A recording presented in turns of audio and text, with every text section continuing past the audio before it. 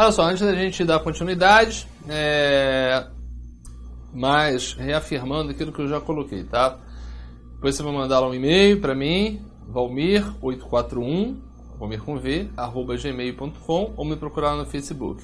Eu vou te encaminhar uma lista complementar de exercícios da FGV para essa reta final, e também vou te encaminhar uns aspectos, né, umas publicações do STJ sobre jurisprudência de alguns temas que a probabilidade da abordagem ela é razoável, tá? E se você está fazendo um módulo aqui da FGV, aí você já está vendo uma gravação, sabe, sei lá onde, como, quando, que horas, em que ano, em que mês, você também pode mandar. Professor, eu estou vendo o seu módulo do FGV, eu gostaria de receber essa documentação aí do STJ. Porque as questões em si, as que a gente não fez aqui, elas vão ser corrigidas na continuidade.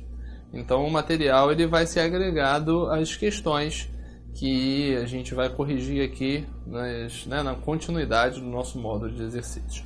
Beleza? Só um abraço, vamos lá, vamos em frente. Espero que você já esteja aí de volta. Tá lá. Questão 61. José da Silva, juiz federal aposentado, foi recentemente aprovado em concurso público de provas e títulos para o cargo de juiz de direito do estado de Mato Grosso. A esse respeito, assinar a afirmativa correta. Bom, o cara é juiz federal, se aposentou, né, não estava satisfeito e decidiu ser juiz do estado de Mato Grosso. Maravilha. O problema é que ele não vai poder acumular a aposentadoria com a sua remuneração, porque há expressa vedação constitucional no artigo 37, parágrafo 10. Então, vamos ver o que as nossas alternativas aqui nos apresentam para chegar no gabarito. Letra A. É possível a acumulação dos proventos de aposentadoria com o subsídio do cargo de juiz de direito, uma vez que se trata de um cargo na esfera federal e de outro na esfera estadual. Não há essa possibilidade. Letra B.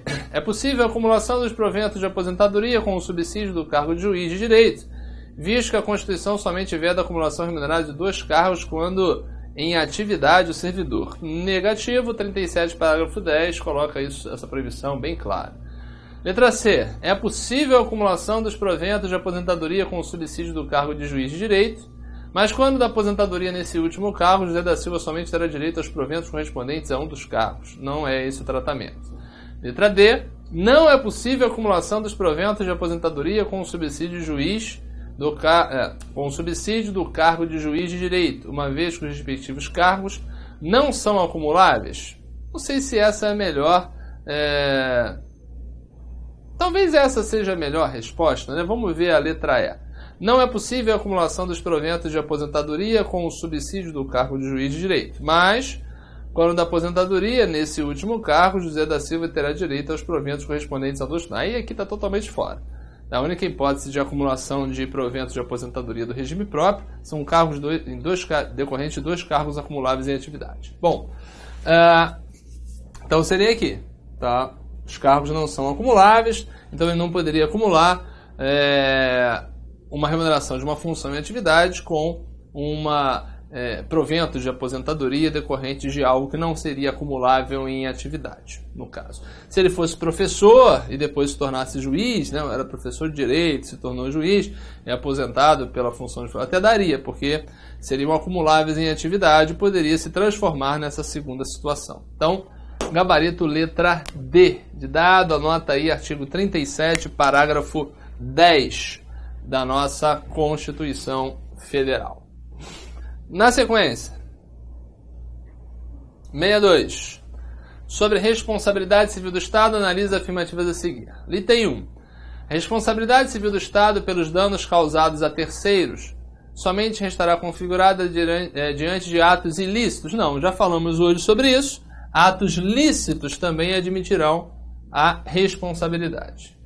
2. A expressa previsão em nosso ordenamento da responsabilidade objetiva do Estado impede a utilização do caso fortuito ou da culpa da vítima como causas excludentes da responsabilidade. É justamente o que pode afastar a responsabilidade civil do Estado. A demonstração da culpa exclusiva da vítima e a demonstração de caso fortuito e força maior. Então tá fora.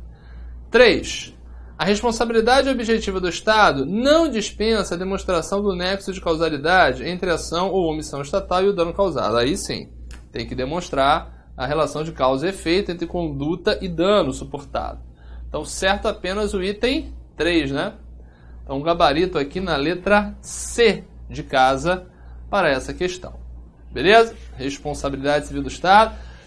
Figurinha carimbada em questão FGV, em prova FGV. Certo de aparecer. Próxima, 63. A União pretende transferir as instalações do Ministério do Trabalho e Emprego da cidade de Cuiabá para uma nova sede recém-construída. O antigo edifício será alienado para o estado de Mato Grosso, que lá irá alocar a Secretaria de Estado de Saúde. Então, a União pretende transferir as instalações do Ministério do Trabalho e Emprego da cidade de Cuiabá para a nova sede. Tá? O antigo edifício será alienado para o estado de Mato Grosso, que lá irá alocar a Secretaria de Estado. Nesse caso, considerando a legislação de regência, afirme a alternativa correta. Assinale, né, a afirmativa correta. Isso vai estar lá com base na Lei 8.666, né, artigo 17. Vamos ver. Tal alienação depende unicamente de licitação na modalidade de concorrência? Bom, se ele vai passar de um ente para outro, né, não tem que fazer licitação. Tal alienação depende unicamente de avaliação prévia de licitação na modalidade de concorrência? Também tem nada a ver. Letra C. Tal alienação depende de autorização legislativa além de avaliação prévia de licitação? Viajando direto aqui, né? Tal alienação depende de autorização legislativa além de avaliação prévia de licitação em qualquer modalidade. O gabarito vai bater na ENA, porque ele tem direcionamento específico, tá? Então, as exigências elas vão estar presentes, mas vai dispensar a licitação nessa situação específica. Aí você vai identificar lá no artigo 17, inciso 1. No finalzinho está assim, ó, dispensada esta. Dispensada esta é dispensada da licitação. O restante se mantém, mas na hipótese ali onde a gente vai enquadrar essa alienação para outro ente. Então, tal alienação depende de autorização legislativa, além de avaliação prévia dispensada da licitação. É por aqui que a FGV buscou a questão, gabarito letra E, artigo 17, inciso 1, e as alíneas ali que estão estabelecendo essa possibilidade. Ok? Vamos em frente. Então, a Lei 8.666, artigo 17, inciso 1, e respectiva alínea. Vamos lá. José da Silva, servidor público federal, requereu suas férias, mediante formulário específico para o mês de junho. Por algum equívoco, seu pedido não foi analisado por seu chefe competente para o deferimento ou indeferimento, mas pelo encarregado de outro setor, que, desatento, as deferiu. Difícil de acontecer, mas enfim. José da Silva então saiu de férias, e no terceiro dia seu chefe, que nada sabia a respeito das férias, e àquela altura estranhava a ausência do zeloso servidor, ele está querendo, a culpa não foi do servidor, o servidor está tranquilo. Descobriu o quê? Para ninguém viajar aí, que às vezes, não, o candidato viaja, não, mas ele tinha que ter avisado e tal. Ele falou, não, o servidor é zeloso, foi tudo bonitinho, o cara lá que se equivocou e deferiu, ele achou que teria sido seu chefe, enfim. O que ele está querendo indicar aqui? Já até dá para perceber, ele está querendo que o chefe convalide aquilo ali. Em tese, foi um ato praticado por autoridade que seria incompetente, mas não é uma competência exclusiva, então caberia ali a convalidação. Aparentemente é isso que vai aparecer para a gente. Sobre o caso apresentado, assinale a alternativa correta. Letra A. José da Silva deverá retornar ao serviço, tendo em vista o vício insanável do ato administrativo que deferiu as férias. Olha, não é um vício de competência exclusiva, né? Então, o vício seria sanável à luz do caso concreto. Sem prejuízo para a administração, sem prejuízo para terceiro e vício sanável, dá para convalidar. Letra B. José da Silva poderá prosseguir com suas férias, ainda que em estado a retornar ao serviço, tendo em vista sua boa-fé. Precisa de convalidação, né? Letra C. É possível a convalidação do ato administrativo que deferiu as férias de José da Silva com efeitos retroativos. Aqui o gabarito, né? Que vai preservar as férias regulares desde a sua origem. Não terá nenhum prejuízo, nem para a administração, nem para ninguém. Então, isso é algo viável de ser viabilizado. Letra D. É possível a convalidação do ato administrativo que deferiu as férias de José, sem efeitos retroativos. Negativo, né? A convalidação ela tem a pretensão de sanear o ato desde a sua origem, preservando todos os efeitos que foram produzidos desde então. Talvez seja essa a principal finalidade da convalidação. Porque se fosse dali para frente, bastava a própria autoridade produzir o ato dali para frente. Não precisava convalidar algo que já foi feito anteriormente. Tudo bem? Então os efeitos eles são retroativos. E letra E. Não há qualquer vício no ato que deferiu as férias do servidor, pois a competência é extrínseca ao ato. Externa ao ato? Não, ela é interna. Só o agente que tem atribuição legal para desenvolver determinado ato é que efetivamente pode implementá-lo, sob pena de acarretar aquele ato chamado vício de competência, vício no elemento competência, que é um elemento vinculado dos atos administrativos, né? Não tem agente meio competente, ou é competente ou é incompetente. É que nem mulher grávida, né? Mulher grávida ou tá grávida ou não tá grávida, não tem mulher meio grávida, é que nem agente competente.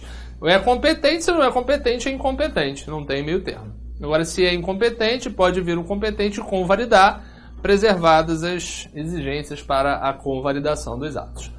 Beleza? Vamos nessa. Em relação às hipóteses de dispensa e inexigibilidade de licitação, assinale V para afirmativa verdadeira e F para falsa. Inexigibilidade e dispensa. O tema quase não cai, né? Matéria nova. Vamos ver aí o que tem de novidade. Já falei para você, domina a inexigibilidade e uma boa noção da licitação dispensável que a gente se safa.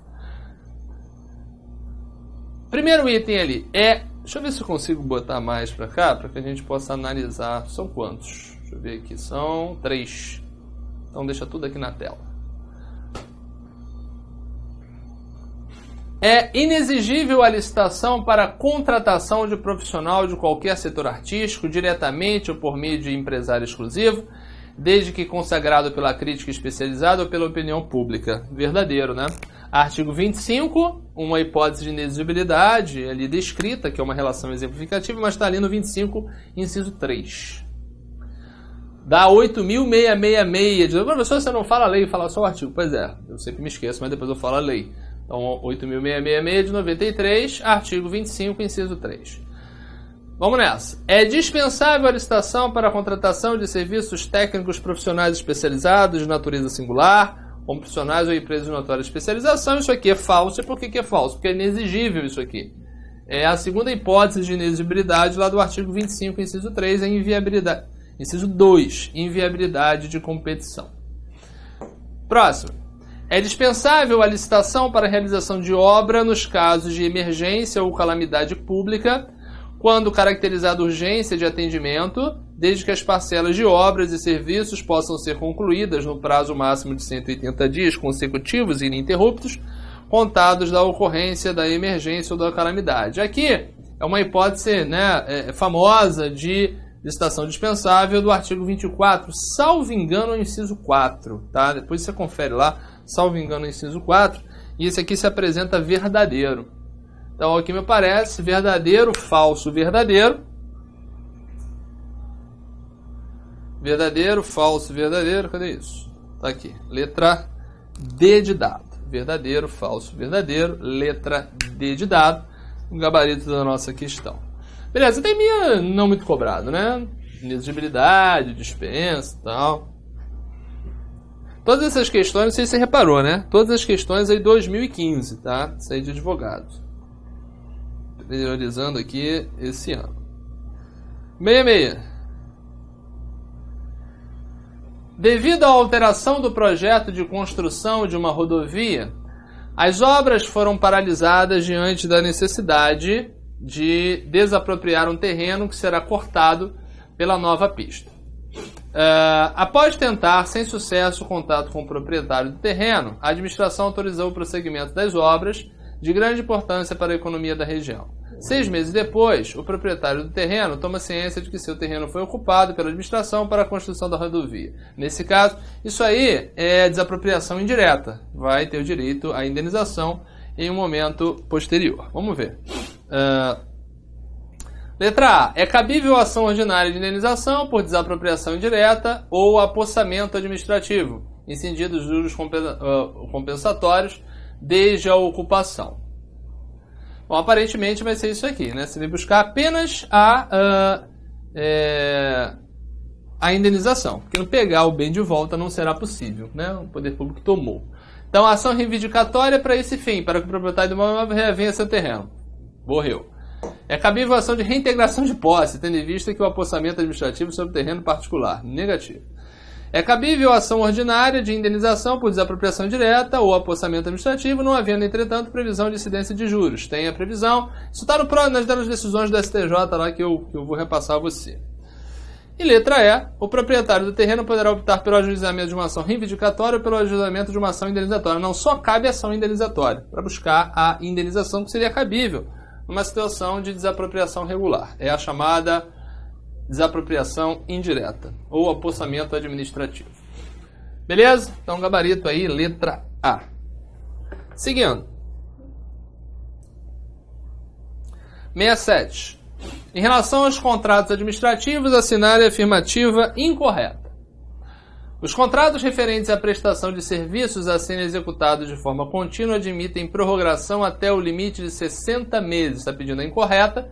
Isso aqui está certo. Está lá no artigo 57, salvo engano, inciso 2, da Lei 8.666, de 93. 57, inciso 2. O atraso superior a 90 dias dos pagamentos devidos pela administração decorrentes de obras ou serviços já recebidos ou executados confere ao particular o direito à rescisão unilateral do contrato. Não, é rescisão judicial, com base no 79, inciso 3, juntamente lá com o 78, aí o inciso eu não sei se é o 14 ou 15, é um dos dois. Então 79, 3, com 78, vai estar lá escrito assim, rescisão judicial. É aquela em que o particular não tem como impor, e a administração também não quer rescindir, e ele acaba tendo que ir judicialmente buscar a rescisão. Atraso superior a 90 dias de pagamento. Isso aí é implicitamente uma cláusula exorbitante, né? Porque o poder público não paga e o cara só pode pedir a rescisão depois de 90 dias. Questionável na prática, mas cai na prova. Letra C. Então ele está pedindo a errada, né? Então, particularmente, isso aqui vai ser o gabarito. Isso aqui vai ser o gabarito porque está errado, né? Por que está errado? Porque rescisão unilateral. Rescisão unilateral, somente a administração que pode fazer isso. Ou rescisão é consensual, por acordo, ou é judicial, quando o particular vai buscar judicialmente a rescisão do contrato. Pelos fatos da administração, ou até mesmo por caso fortuito ou força maior. Letra C. O regime jurídico dos contratos administrativos confere à administração, em relação a eles, as prerrogativas de modificá-los unilateralmente para melhor adequação às finalidades de interesse público. Existe essa possibilidade, tá? Está amarrada nas hipóteses do 65, mas existe essa possibilidade. Então, Lei 8.666, você vai anotar aqui o artigo 58, que bota ali a alteração unilateral, amarrado ao artigo 65, que estabelece as hipóteses. Letra D. Os contratos administrativos poderão ser alterados unilateralmente pela administração quando houver modificação do projeto ou das especificações para melhor adequação técnica aos seus objetivos. Perfeito. Isso aqui a gente encontra lá no artigo 65, inciso 1, também as possibilidades lá estabelecidas para alteração unilateral. Tem que respeitar os valores que estão ali estabelecidos. Letra E. A rescisão unilateral do contrato pela administração em razão da inexecução do contrato por parte do particular garante à administração a assunção imediata do objeto do contrato. Dependendo da natureza do contrato, é possível que haja essa assunção. A gente vê lá no artigo 58, logo no parágrafo 1º também, está relacionado com serviços essenciais, mas a ruptura do contrato, a depender do serviço, o poder público ele pode assumir o objeto do contrato, ou para realizar uma nova licitação, ou para desenvolver a atividade propriamente dita. Ok? Isso aqui dependeria de uma maior explicação, mas enfim, errado mesmo está na nossa letra B de bola. Vamos em frente.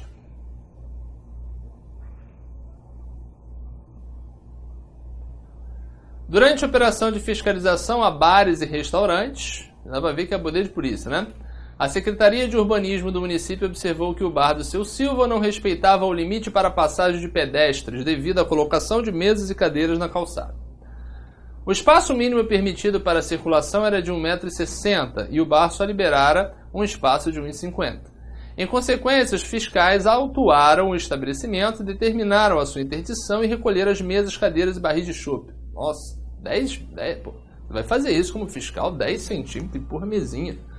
Bom, considerando a situação descrita, assinale a afirmativa correta.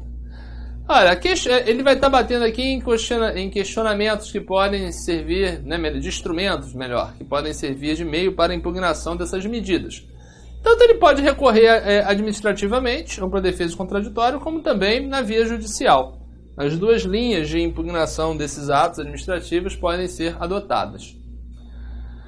Então, letra A. Não cabe o oferecimento de qualquer defesa na esfera administrativa e judicial em razão do legítimo exercício de autotutela administrativa. Negativo. Não cabe o oferecimento de qualquer defesa na esfera administrativa e judicial em razão do legítimo exercício do poder de polícia, que é insuscetível de controle. Pelo contrário. Letra C. É possível o oferecimento de impugnação administrativa e judicial a fim que se discutam os limites do exercício do poder de polícia com observância dos princípios da razoabilidade profissional. Perfeito. A princípio ali foi algo excessivo em relação àquela conduta. Com certeza seria passível de controle de razoabilidade e de proporcionalidade. Não está dizendo aqui que mas que é possível, sem questionar. Letra D. É possível o oferecimento de impugnação administrativa e judicial, pois o poder de polícia exercido pela fiscalização municipal não goza do atributo da autoexecutoriedade. Óbvio que goza da autoexecutoriedade, mas a medida é passível de questionamento sempre, tanto o judicial quanto o administrativo, para verificar em especial a observância desses princípios que foram citados aqui. Letra E. É possível o oferecimento de impugnação administrativa e judicial, pois a autotutela administrativa somente pode ser exercida após a observância do contraditório e ampla defesa. Negativo, em situações de necessidade, essa ampla defesa contraditória ela é diferida, é postergada, ela vai ser exercida em um momento futuro, diante da necessidade de adoção de medidas emergenciais, no momento. Então, confirmado lá o gabarito certinho, gabarito letra C de casa. 69. Em relação à licitação para aquisição de bens e serviços comuns, assinale a afirmativa correta. Letra A. Os contratos celebrados pela União para aquisição de bens e serviços comuns serão precedidos prioritariamente de licitação pública na modalidade de tomada de preço. Já deu para perceber, quando ele fala bens e serviços comuns, ele está querendo falar de pregão. Lei 10.520 de 2002. A lei de pregão era para a União, Estado, Distrito Federal e municípios. Ela é opcional. Os decretos no plano federal que obrigam a União a realizar a modalidade pregão e, de preferência, o pregão eletrônico. Então, concurso, deixa eu ver. É um concurso de Estado, De Estado. Letra B. Os contratos celebrados pela União, Estado, Distrito Federal e municípios para aquisição de bens e serviços comuns serão precedidos obrigatoriamente de licitação na modalidade concorrência? Também não, depende, Depende do valor, depende da opção. Os contratos celebrados pela União, C, Os contratos celebrados pela União, Estado, Distrito Federal e municípios para aquisição de bens e serviços comuns serão precedidos obrigatoriamente de licitação na modalidade pregão eletrônico. Não existe essa obrigatoriedade ali estabelecida na Lei 10.520. Letra D. Para aquisição de bens e serviços comuns pela União, será obrigatória a modalidade de pregão, sendo preferencial a utilização de sua forma eletrônica. O gabarito está aqui. Mas isso tem a ver não com a 10.520, mas com os decretos 5450, em especial, 5450 de 2005, que não está no nosso edital, ao menos o edital do concurso de Niterói. Se o seu concurso é outro, com certeza vai ter indicação aí de que você tem que ficar atento para essa questão. Então, se no edital tem isso, fique atento. Letra E. A modalidade de licitação a ser adotada para aquisição de bens e serviços comuns pela União, Estado, Distrito Federal e municípios dependerá do valor do objeto de licitação. Não necessariamente, porque eu posso ter qualquer valor sendo licitado pelo pregão. Agora, se eu for adotar a Lei 8.666 e não a 10.520, quando isso é possível, para bens e serviços comuns isso é mais adequado a estados e municípios, aí eu vou escolher de acordo com o valor que é avaliado do bem ou do serviço. É o valor máximo estimado, para ser mais exato. Então, o gabarito dessa questão, gabarito letra B de bola, trabalhando pregão eletrônico. 7.0. Após as constantes reclamações dos usuários de serviços de transporte estadual de passageiro, Devido aos atrasos, ao cancelamento de saída e aos motoristas que se recusavam a ligar o ar-condicionado dos veículos, o concessionário de serviço resolveu paralisar sua prestação por um dia inteiro, a fim de mostrar o transtorno que a falta de ônibus em circulação poderia causar à população. Pô, ainda presta mal e ainda pune. Vamos ver. A esse respeito, assinar a afirmativa correta. As falhas na prestação do serviço caracterizam a inexecução parcial do contrato e autorizam a sua encapação. Encapação não, esse é caso de caducidade de medida punitiva. Letra B. A inexecução parcial do contrato poderá acarretar a declaração de caducidade da concessão, precedida de processo administrativo em que se assegure ampla defesa. O gabarito aqui, lá no artigo 35, seguintes, da 8987 de 95, a Lei Geral de Serviços Públicos. É sempre importante estudar do 35 ao 40. Ali nós temos diversas definições que a banca, a FGV, adora.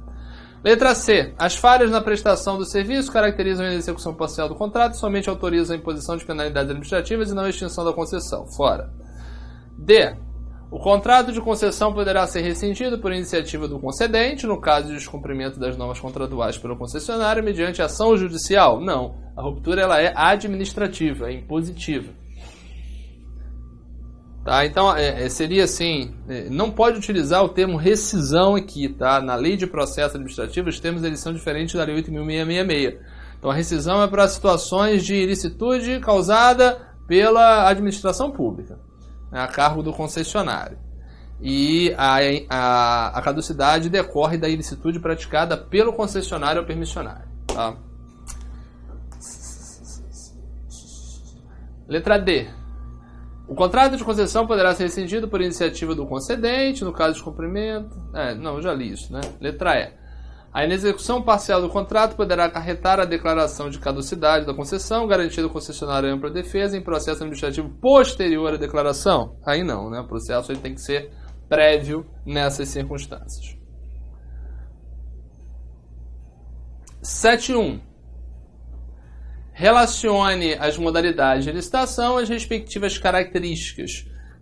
Artigo 22 da Lei 8.666 de 93 tem as definições das modalidades de licitação que a gente vai utilizar para marcar aqui. 1, 2, 3, 4, né?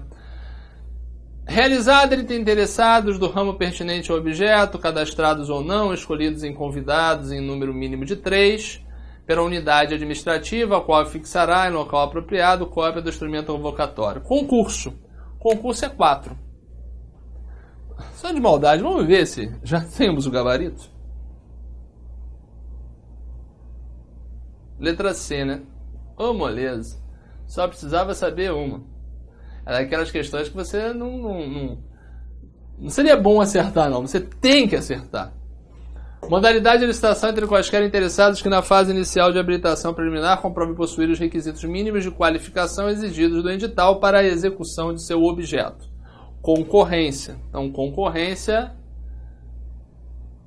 1. Não, convite é 3, né? Fiz besteira aí, eu dando mole. Desculpa aí, gente.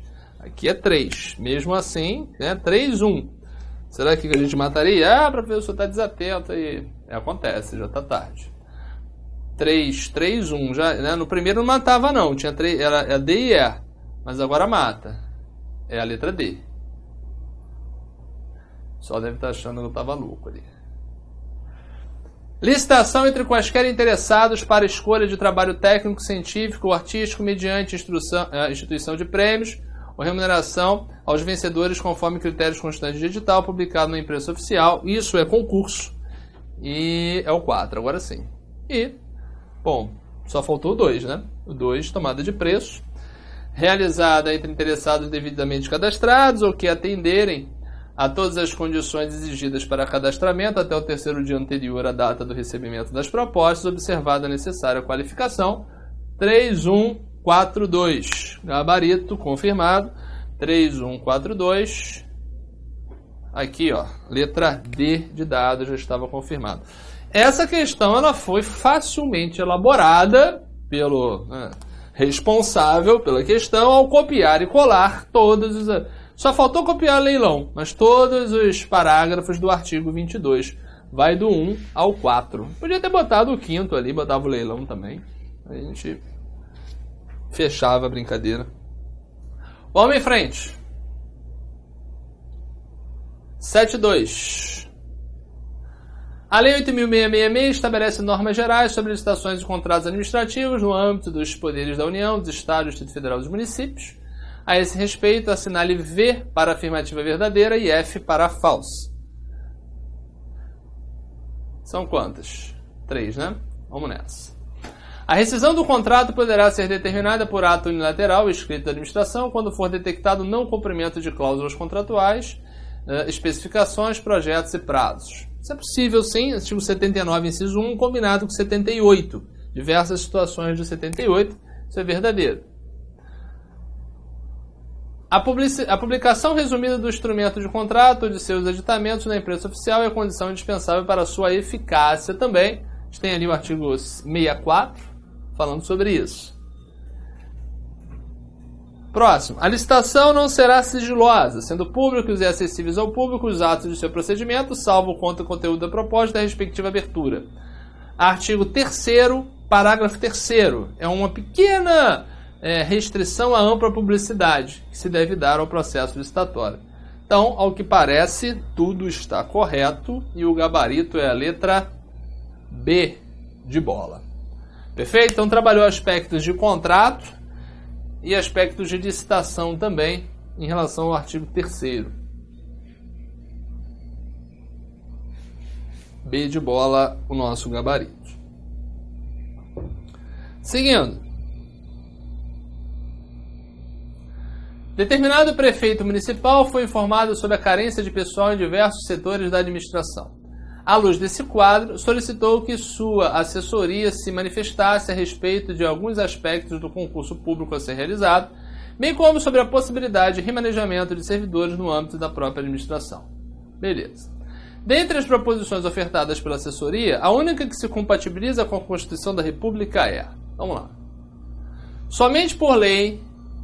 Não o edital pode condicionar a aprovação em exame psicotécnico à habilitação de candidato em concurso público. Sim, né? Tem essa exigência. Que tanto o exame psicotécnico como exame físico seja algo previsto na lei. Nessa relação de documentos aí do STJ que eu vou mandar para você, tem isso aqui de forma expressa. Então aqui seria o nosso gabarito. Letra B. É possível a transposição de cargos no âmbito da administração ainda que integrem carreiras diversas, desde que os requisitos para o preenchimento sejam os mesmos.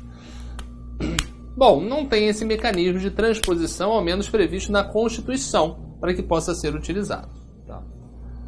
Transposição é normalmente quando há um reenquadramento dentro de uma mesma carreira. Você tem uma reestruturação de carreira, para ser mais exato, mas a Constituição nem fala disso. Letra C. Não há qualquer limitador à previsão de critério etário em edital para concurso público que decorre da exigência de tempo mínimo de contribuição para aposentadoria. Nossa, viajou aqui. Tem que estar previsto em lei. Limitação de idade tem que estar prevista em lei, assim também entende o STJ. Então tá fora. Letra D. A idade mínima para que o candidato possa participar do concurso é matéria tipicamente regulamentar, devendo ser previsto no edital do respectivo certame. Não, mais uma vez, matéria de lei. Parece que está copiando e colando os enunciados lá do STJ. Não há qualquer limitador à exigência de altura mínima em edital de concurso público, o que decorre da necessidade da administração pública padronizar o perfil de seus servidores. Mesma coisa, né? Requisito para investidor em cargo tem que ser fixado em lei, e essa lei pode ser questionada, obviamente, em certas circunstâncias. Então há limitador, né, para exigência de altura mínima, isso teria que ser em lei também.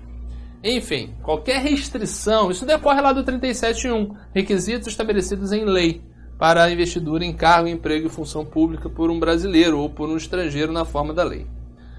Beleza? Então realmente aí o gabarito fica na letra A, sempre por lei. A gente pode adotar isso como sendo uma regra.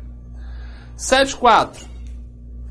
Controle é o conjunto de meios pelos quais pode ser exercida a função de natureza fiscalizatória sobre determinado órgão ou pessoa administrativa. Nesse contexto, é correto afirmar que a entidade integrante da administração indireta. não é submetida ao controle político. Olha só o que apareceu aqui, controle político, né? Não tem se utilizado esse termo normalmente, mas eu costumo falar em sala, né? Quem fez aí o meu curso aqui online e está acostumado comigo aí nas aulas presenciais sabe que eu falo do controle político. Ele existe, é um mecanismo porque as entidades não são dotadas de autonomia política. Então, mudança de dirigente, etc., é controle político. Eis que seus dirigentes são escolhidos internamente por critérios técnicos, sem qualquer intervenção da autoridade competente na administração direta, da pessoa política que é vinculada. Tá? É submetida, sim, ao controle político, então está fora, está pedindo o correto. Letra B. Está sujeito ao controle financeiro, pelo qual são fiscalizados seus setores financeiro e contábil, então somente em seu âmbito interno, diante da autonomia da entidade, que não está sujeita ao controle externo do Tribunal de Contas, uma vez que não pertence à administração direta. Furada. Toda administração direta tem que prestar contas ao respectivo tribunal, que é auxiliar do legislativo, no controle externo legislativo fiscal ou contábil. Tá? Então, está fora isso aqui. Artigo 71 da Constituição Federal. Letra C. É submetida a controle pela administração direta da pessoa política que é vinculada, normalmente por meio de um ministério ou da secretaria que fica encarregado de fiscalizar o grupo de pessoas da administração indireta que executem atividades correlatas à sua competência. Aparentemente, seria o nosso gabarito. Mas vamos ver os demais. Letra D.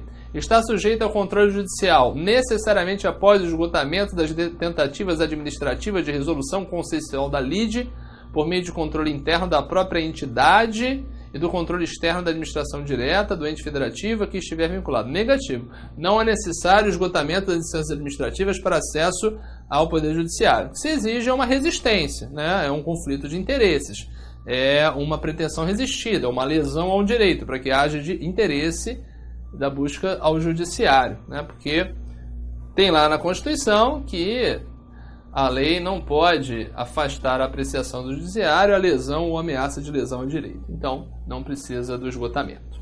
Letra E. É submetida a controle externo pelo Tribunal de Contas, órgão auxiliar do Poder Legislativo, mas não está sujeita a qualquer controle pela administração direta da pessoa política que é vinculada diante de sua autonomia administrativa, financeira e contábil. Pelo contrário, temos o controle político, o controle finalístico, a vinculação administrativa que traduzem essa ideia do chamado... Eu já vi a UNB chamar o controle da administração direta ou subindireta de controle interno e exterior.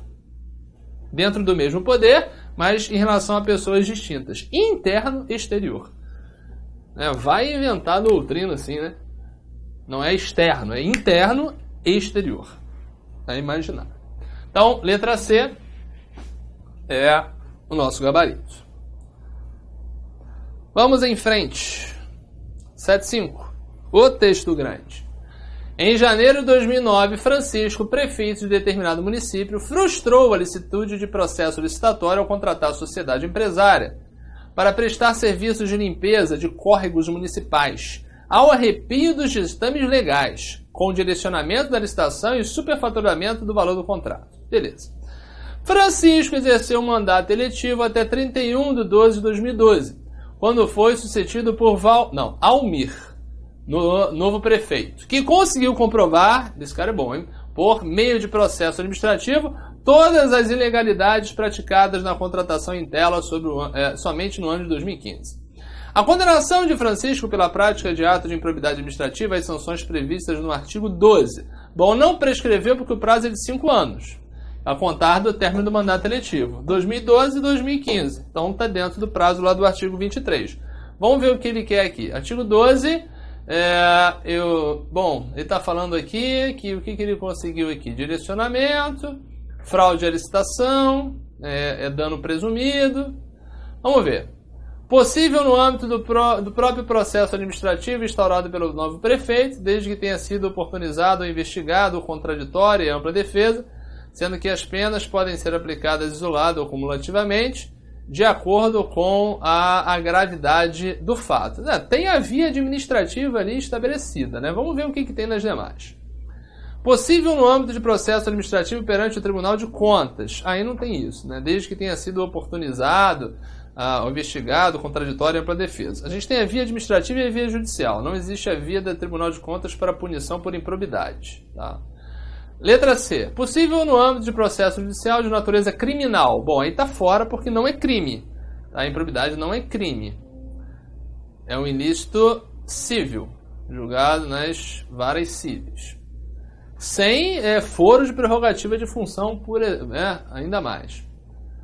Acrescentando. Letra D. Somente passível no âmbito do processo judicial de natureza civil que tenha tramitado perante o Poder Judiciário, sendo que, na fixação das penas, o juiz levará em conta a extensão do dano causado, assim como o proveito patrimonial obtido pelo agente. Letra E. Impossível no atual momento, pois já se operou prescrição da pretensão de aplicação das penas previstas na Lei de Improbidade Administrativa, eis que já transcorreram mais de 5 anos da data do ilícito. Bom, olha só, aqui não pode, porque quer dizer, não é o gabarito. Por quê? 5 anos. Não percorreu os 5 anos, então não se aplica. Então a gente vai ficar aqui na possibilidade da responsabilidade administrativa, tá? Em se tratando de agente político, essa responsabilidade ela tem que ser pela via judicial. Tá? Porque o agente político ele não vai se submeter aos ditames do processo administrativo disciplinar, que é típico para servidor e estatutário. Tá? Então a via adequada para essa responsabilização fica aqui, no âmbito do processo judicial. Tá? Eu não apontei lá de início, eu queria ver o que tinha na questão, que eu ainda nem tinha visto essa questão. Mas aqui a gente fica com o gabarito da letra D de dados. Vamos em frente. Temos ainda algumas questões. 7,6. Em tema de regime jurídico dos bens públicos em geral, a doutrina de direito administrativo destaca a característica da bem público, né? Alienabilidade, isto é, os bens públicos podem ser alienados diretamente pelo administrador, desde que observado o valor de mercado. Errado. Inalienabilidade tem que ser alienado na forma da lei, desde que desafetado. Impenhorabilidade, isto é, os bens públicos não se sujeitam ao regime de penhora em decorrência das dívidas dos entes públicos. Aparentemente, será a letra B. Imprescritibilidade. Isto é, os bens públicos são suscetíveis de aquisição por uso capião? Não, eles não são suscetíveis. D. Onerabilidade. É o contrário, é a não onerabilidade. Os bens públicos sempre podem ser dados como garantia? Fora. D. Disponibilidade. Na verdade, é a indisponibilidade. Isto é, os bens públicos são titularizados pelo atual chefe do Poder Executivo que possui livre disposição sobre eles. Né? Bem tranquila a questão, ela foi totalmente... As outras informações totalmente avessas, ao contrário daquilo que se efetiva. Então, gabarito aqui na letra B de bola. Ok? Aliás, voltando à questão de improbidade, a responsabilidade dos agentes políticos ela é possível na forma da lei de improbidade, tá? O STJ já está afirmando isso. Só quem ficaria fora é o presidente da República, segundo o STJ, e os ministros do Supremo Tribunal Federal, respondendo por crime de responsabilidade. Os outros respondem pelos dois: crime de responsabilidade e lei de improbidade. Vamos em frente. Em razão da grande quantidade de obras realizadas ao mesmo tempo por toda a cidade, determinado município do interior do estado contratou, mediante dispensa de licitação, sociedade empresária de notória especialização para a prestação de serviços técnicos de fiscalização, supervisão e gerenciamento de obras de natureza singular. Então, notória especialização, natureza singular. A contratação ocorreu no âmbito de processo administrativo e pelo preço total de R$500 mil, valor compatível com o de mercado. Então, está tudo ok. No caso de Intela, a conduta do município está... Bom, aparentemente está correto por inexigibilidade. Bom, correta porque realmente a hipótese de dispensa de licitação prevista em lei. Não, né? Nosso tempinho aí está indo. Vamos matar essas aqui. Porque realmente a hipótese de dispensa, não. Correta, porque o município poderia escolher entre dispensa e inexigibilidade. Também não. Errada, porque seria hipótese de inexigibilidade, não de dispensa. Deixa eu ver o que fala aqui na questão, que eu dei uma passada rápida nela. Mediante dispensa, né? E tá fora. Né? Não percebi, mediante dispensa. Tá errado. Tá errada porque é inexigibilidade. Então, letra C... Errada porque seria hipótese de inexigibilidade, não dispensa de licitação. Gabarito aqui na nossa letra C. Aqui não, porque é possível inexigibilidade, estão presentes os requisitos. E a letra E, errada, porque deveria a contratação necessariamente ser precedida de licitação na modalidade concorrência. Não tem essa obrigatoriedade. Beleza? Vamos em frente. Próxima, 7 e 8. Vamos fazer tudo. Maria é servidora pública municipal ocupante exclusivamente de cargo em comissão há 10 anos. Ao descobrir que Maria estava grávida, o prefeito municipal decide exonerá-la, mas solicita, por cautela, parecer prévio à Procuradoria Municipal. Com base nas normas constitucionais que regem matéria, o procurador emite corretamente parecer no sentido de que, bom, é livre nomeação e exoneração, não tem nenhuma lei que garanta a permanência, independentemente de estar grávida ou não. Ok?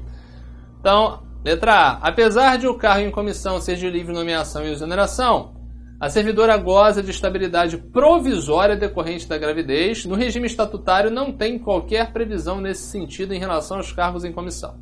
Tá? Letra B. Apesar de o cargo em comissão ser de livre nomeação e exoneração, a exoneração da servidora por motivo exclusivo de gravidez deve ser precedida de processo administrativo no qual se comprova a existência de gestação. Nada a ver. C. Se procede imediatamente à exoneração da servidora, desde que não conste na fundamentação do ato a existência de gravidez para evitar a aplicação da teoria dos motivos determinantes. Enfim, não tem, assim, implicações, né? Não é razoável que se coloque isso de forma expressa, mas não é um requisito. Se procede imediatamente à exoneração da servidora conforme vontade do prefeito. Bom, talvez até seja isso aqui. Vamos analisar o que tem nas demais, né? Se procede imediatamente à exoneração da servidora, conforme a vontade do prefeito, eis que cargos em comissão são de livre nomeação e exoneração, não fazendo jus da servidora qualquer estabilidade. Isso aqui é o melhor, tá? O melhor é esse aqui. Letra D. Tá mais certinha, sem maiores comprometimentos. Tá? E colocar isso aqui não é um requisito. Tá? Quando ele bota assim, desde que não conste, é bom que não conste. Enfim, né? Não é muito razoável isso, né? Se procede imediatamente à exoneração, na letra E, antes do nascimento do filho, que apesar de a servidora não ter direito à estabilidade provisória pela gravidez, terá direito à licença maternidade. Mas isso não é assim algo que... Também, estando em licença maternidade, não é a garantia de permanência também. Não existe essa garantia de permanência. Enfim, gabarito letra D de dado. É a mais correta das afirmações. 7 e 9. O motoboy Ricardo conduzia sua motocicleta em via pública para fazer a última entrega da pizza de noite. Aí devia estar criativa, né? Quando foi abalroado por ônibus de propriedade de determinada sociedade empresária concessionária de serviço público de transporte coletivo municipal, conduzido pelo motorista Antônio, que invadiu a contramão de direção, dando causa à colisão. Então, quem causou o acidente foi o ônibus. Em decorrência do acidente, Ricardo sofreu lesões corporais de natureza gravíssima, consistentes na amputação do pé esquerdo e parte da perna esquerda. Nossa! De acordo com a Constituição de 88, na hipótese da responsabilidade civil objetiva da concessionária com repercussão no agente, que ele causou o acidente.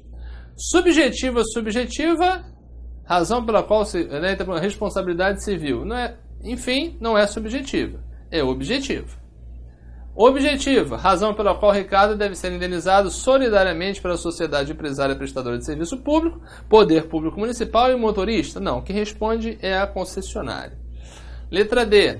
Objetiva, razão pela qual Ricardo deve ser indenizado diretamente pelo poder público municipal. Também está fora.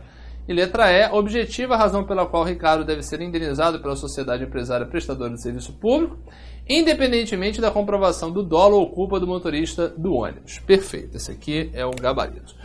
Incrementando, poderia ser acionado diretamente o agente causador do dano, se tratando de um agente público, que aqui está falando da concessionária, mas agente público em sentido amplo.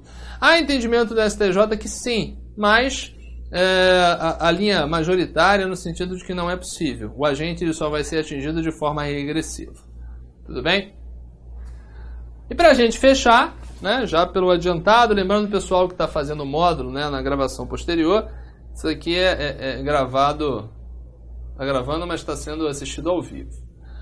Então, a Lei 8987 de 95 dispõe sobre o regime de concessão e permissão de prestação de serviços públicos, previsto no artigo 175 da Constituição da República, com base no que dispõe tal lei, é a hipótese de extinção da concessão A.